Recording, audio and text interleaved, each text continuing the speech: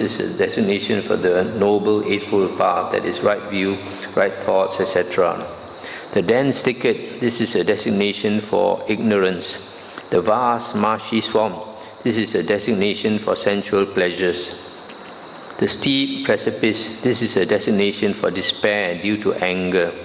The delightful expanse of level ground, this is a designation for the Nibbana. Rejoice, Tissa, rejoice, Tissa. I am here to exhort, I am here to assist, I am here to instruct. This is what the Blessed One said. Elated, the Venerable Tissa delighted in the Blessed One's statement.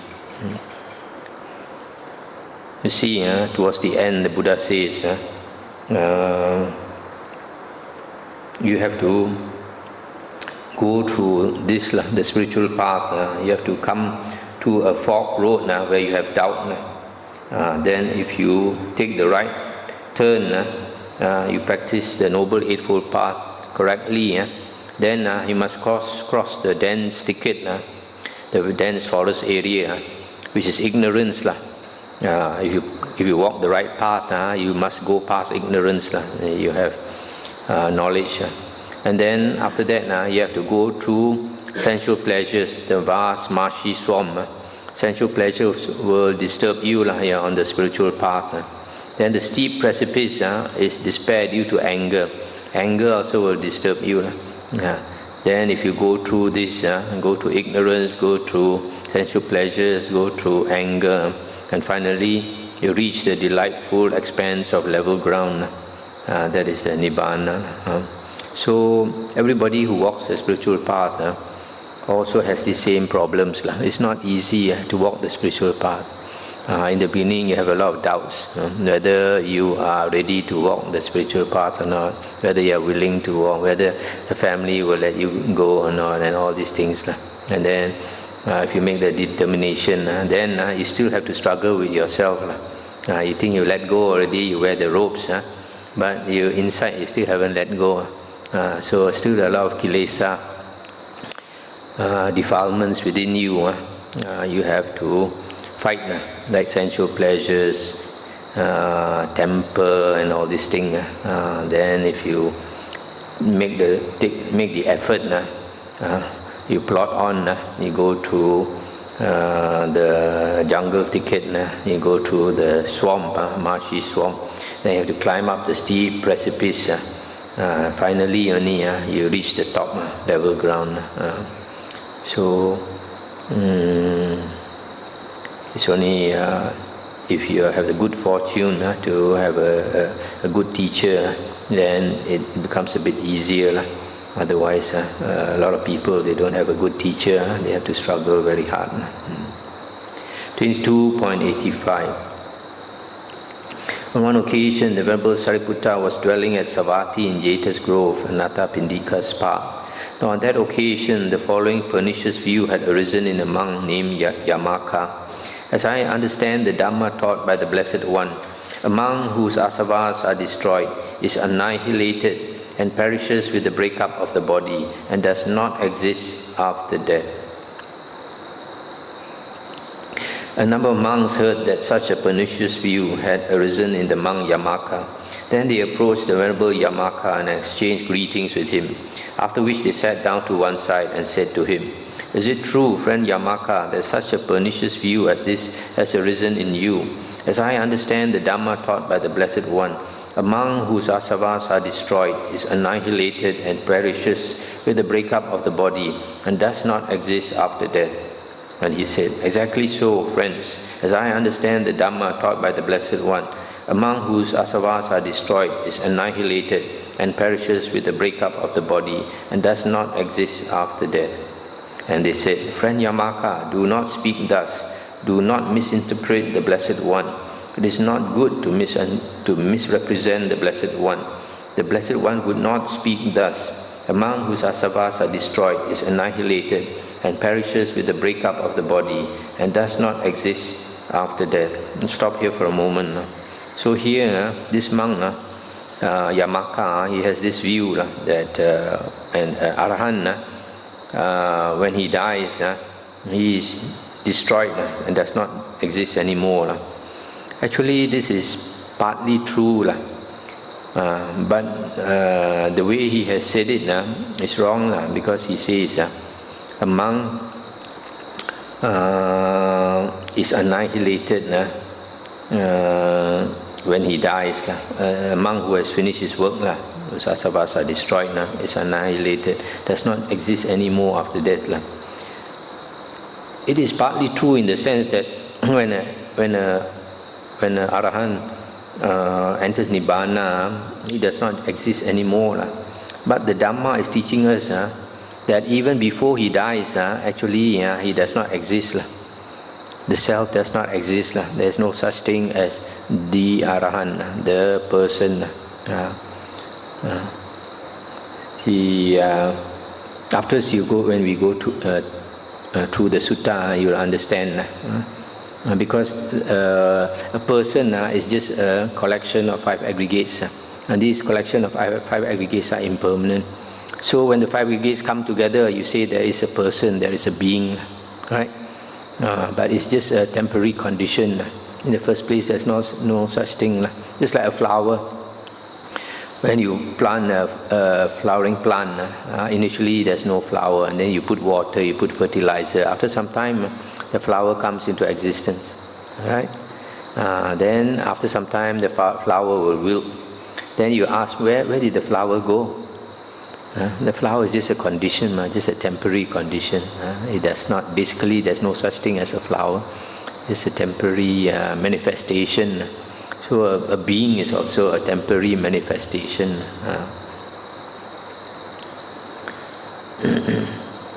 Yet although he was admonished by the monks in this way, the Venerable Yamaka still obstinately grasped that pernicious view, adhered to it, and declared, as I understand the Dhamma taught by the Blessed One, a monk whose asavas are destroyed is annihilated and perishes with the breakup of the body and does not exist after death.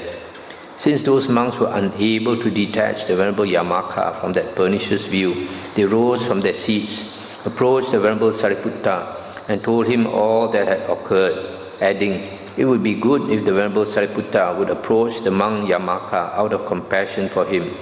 The Venerable Sariputta consented by silence. Then in the evening, the Venerable Sariputta emerged from seclusion.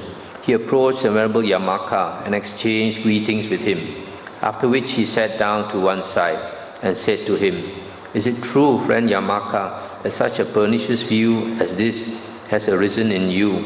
As I understand the Dhamma taught by the Blessed One, a monk whose asavas are destroyed is annihilated and perishes with the breakup of the body and does not exist after death. And he said, exactly so, friend. And Venerable Sariputta asked him, what do you think, friend Yamaka? Is body permanent or impermanent? Impermanent, friend. Is what is impermanent suffering or happiness? Suffering. Is what is impermanent suffering subject to change, fit to be regarded as this is mine, this I am, this is myself? And he said, no, friend. And so the Venerable Sariputta said, seeing thus the noble Aryan disciple, he becomes disenchanted with body, becomes dispassionate and becomes liberated. Similarly for feeling, perception, volition and consciousness. So here Venerable Sariputta is making the point that the 5 aggregates are impermanent and a source of suffering, not fit to be regarded as I and mine. What do you think, friend Yamaka? Do you regard body as the Tathagata, the Buddha? No, friend. Do you regard feeling, perception, volition, consciousness as the Tathagata? No, friend. So here he's saying that the body, the 5 aggregates by themselves is not the Buddha. What do you think, friend Yamaka? Do you regard the Tathagata as in the body? No, friend. Do you regard the Tathagata as apart from body? No, friend. Do you regard the Tathagata as in feeling? He says, no, friend. As apart from feeling, etc., volition, consciousness. He says, no friend. So here, Venerable Sariputta is asking him, do you think the Buddha is inside the aggregates? And he says, no, because the aggregates are impermanent. How can the Buddha be inside the aggregates? Then do you think the aggregates have nothing to do with the Buddha? Again, he says, no, you cannot say the aggregates have nothing to do with the Buddha. What do you think, friend Yamaka? Do you regard body, feeling, perception, volition, consciousness taken together as the Tathagata? And he says, no, friend. These 5 aggregates also, even you put them together, it cannot be the Tathagata because they are all impermanent. What do you think, friend Yamaka? Do you regard the Tathagata as one who is without body, without feeling, without perception, without volition, without consciousness? No, friend. But friend, when the Tathagata is not apprehended by you as real and actual here in this very life, is it fitting for you to declare, as I understand the Dhamma taught by the Blessed One, a monk whose asavas are destroyed is annihilated and perishes with the breakup of the body and does not exist after death? So here Venerable Sariputta finally makes the point that even in this very life, the Buddha, you cannot say is real and actual here. You can only describe him as the temporary aggregates, but that aggregates also is not him. So how can he be annihilated after he passes away? Then Venerable Yamaka said, formerly, friend Sariputta, when I was ignorant, I did hold that pernicious view. But now that I have heard this Dhamma teaching of the Venerable Sariputta, I have abandoned that pernicious view and have made the breakthrough to the Dhamma. That means he has seen the Dhamma as a mainstream entry. If, friend Yamaka, they were to ask you, friend Yamaka, when a monk is an arahant, one whose asavas are destroyed, what happens to him with the breakup of the body after death? Being asked thus, what would you answer? If they were to ask me this, friend, I would answer thus, friends, body is impermanent. What is impermanent is suffering. What is suffering has ceased and passed away. Similarly, feeling, perception, volition and consciousness are impermanent. What are impermanent are suffering.